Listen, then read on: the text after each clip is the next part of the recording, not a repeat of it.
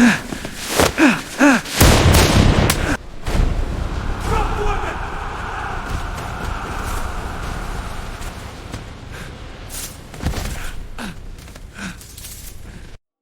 opened my front door and saw a bag of cash with a note that said, "You shouldn't have touched this." Pause. I'm not kidding.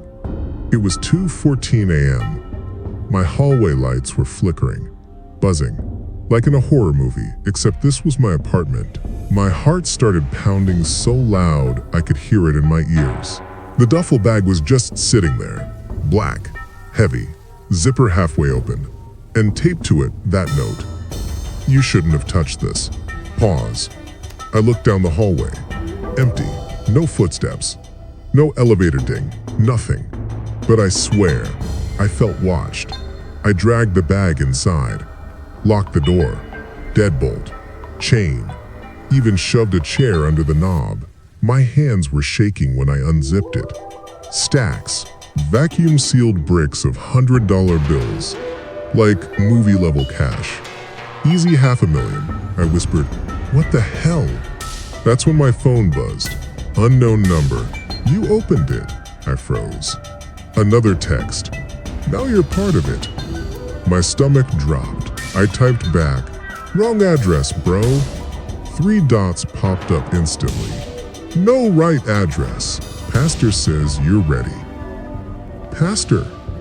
The only pastor I knew was Caleb, my mom's church pastor, the crypto pastor, always preaching about faith and financial freedom. Dude wore Yeezys with a Bible. He'd met me last week, said he had a business opportunity, crypto mining, tax-free donations, easy flips. I thought it was sketchy, but I didn't think this. My phone buzzed again. "Deliver the bag at 9 a.m. Check your mailbox." Then, a knock. Soft. Slow. 3 taps. Pause. I stopped breathing. Another knock. Closer this time. My floorboards creaked outside my door. Someone shifting their weight. I grabbed a kitchen knife like that would save me. Silence. Then footsteps walking away. I looked through the peephole. Nothing. But taped to my mailbox downstairs was an address. Warehouse. South Dallas. My chest felt tight, like a panic attack building. I opened the bag again. Inside the lining, a small USB drive. Why would cash need a USB? I plugged it into my laptop. Bank records, crypto wallets, transfers, millions moving through shell accounts, and a folder labeled donations. It wasn't donations, it was elderly people's retirement funds. They were draining church members. My phone buzzed. "Police already think you're involved." My pulse spiked. "How?" I typed. A video file came through. Security footage of my hallway. Me dragging the bag inside. Multiple angles. They had cameras set up before I even opened the door. Pause. I wasn't random. I was targeted. Suddenly, sirens wailed in the distance, growing louder. I panicked. Threw the bag in my trunk. If cops showed up and found that, I'm cooked. As I backed out, I noticed a black SUV parked across the street, engine running. It pulled out right after me, following me. My phone rang. It was my mom.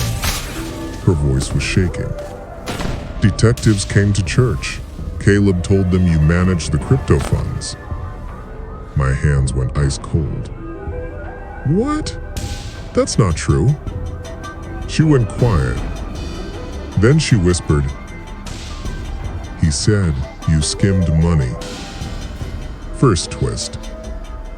Pastor Caleb had already pinned it on me.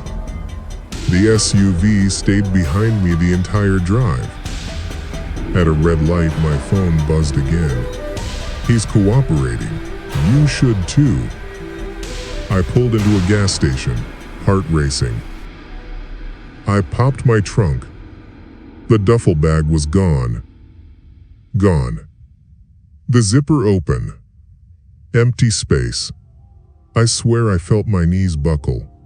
I hadn't stopped anywhere. Another text. Check under your driver's seat. My chest tightened. I reached under slowly.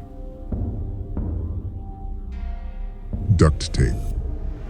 A package taped beneath my seat. I ripped it down. Inside, a handgun and another flash drive. My hands went numb. New text. That weapon was used last night. Pause. Your fingerprints are already on file. I almost threw up. Second twist. This wasn't about stolen money. It was about murder. Sirens screamed somewhere behind me. I imagined cops pulling up. Gun under my seat. Video of me with the cash. Perfect setup. Another message. Go to the warehouse, or the footage goes public. I had no options. The warehouse smelled like oil and rust. My footsteps echoed. Water dripped in the distance. Then I heard clapping. Slow. Mocking. Caleb stepped out from the shadows. No suit, no Bible, just jeans and a Glock. You look stressed, he said calmly. My voice cracked. Why me? He smiled. You're clean, no record, tech skills, and drowning in debt. My stomach flipped.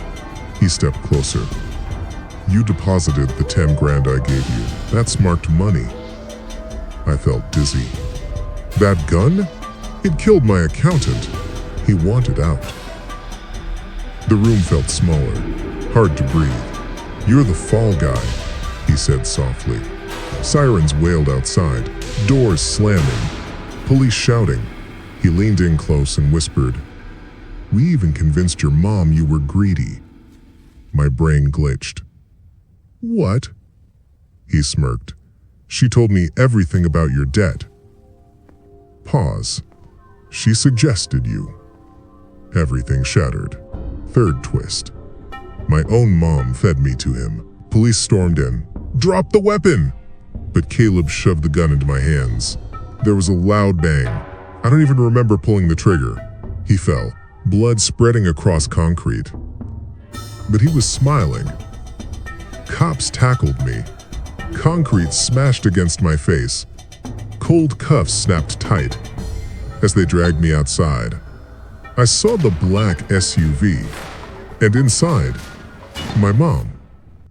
Sitting calm, no tears, not scared, just watching. She didn't look surprised. She looked relieved. My phone buzzed in my pocket as the squad car door slammed shut. A scheduled message. From her. I'm sorry, we needed someone to take the fall. Pause. My chest felt hollow. Then detectives started counting the cash they recovered from the SUV. One officer laughed. Dude, this is fake. Counterfeit. Every single bill. Meaning this whole thing was never about laundering. It was insurance fraud. The accountant Caleb killed? Already dead from an overdose weeks ago. They staged everything. And the only real crime scene evidence is my fingerprints on a gun that fired the only real bullet tonight. Pause. And Caleb? He survived. He's testifying against me.